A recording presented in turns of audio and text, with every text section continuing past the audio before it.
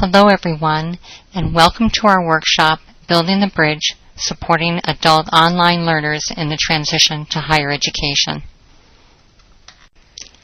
I'm Cynthia Zafft, and I'm Director of the National College Transition Network at World Education in Boston. The network is a group of over 1,000 adult and college educators who are interested in making sure that adult education students and English language learners are prepared to continue their education. As one of your facilitators, I'll be keeping an eye on those issues that particularly impact those students. In this short presentation, we'll just begin to scratch the surface. We'll look at who adult learners are and briefly review some of the key challenges they face entering higher education. Then I'll outline the next steps for the workshop. First of all, adult learners are considered non-traditional students. But what exactly does that mean? Often, it's used to describe students with any one or several of these characteristics. A non-traditional student is someone who may have delayed entry into college. That means that they didn't go directly from high school. They're considered independent for financial aid purposes. That means that they don't have people like parents that they're depending upon for their finances. They work at least 35 hours a week, which is considered full-time work. They may attend part-time. They have dependents that rely upon them other than their spouse. They may be single parents. And they may come with a GED, adult diploma, or no credential at all. So to be non-traditional means to have at least one of these characteristics, and often adults have several. So why does it matter that students might be non-traditional? First, as a group, these characteristics have been studied, and we find that 75% of all students now fall into this category of non-traditional. So this is a large number of students that we serve.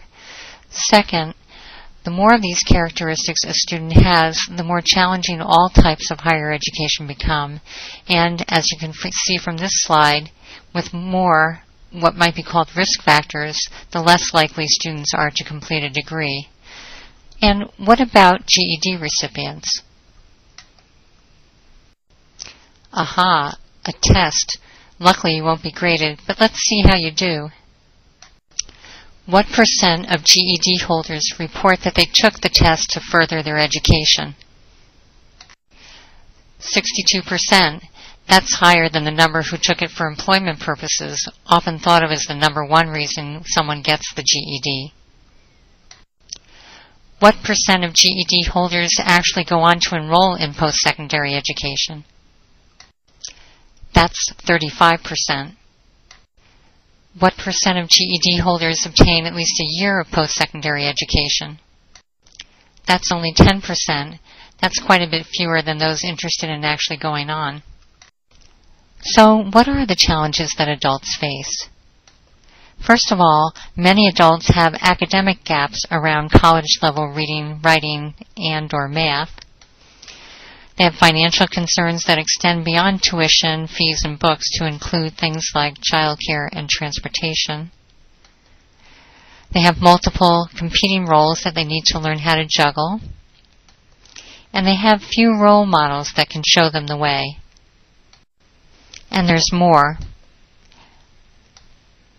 Many adults have difficulty, like traditional students, navigating the college system.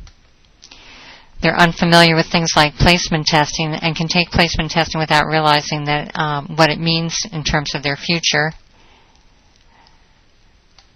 They have personal concerns about their ability to do well in school, particularly if they've had difficulty in the past. And many of them are very unfamiliar with the new technology that school requires. But students can be successful.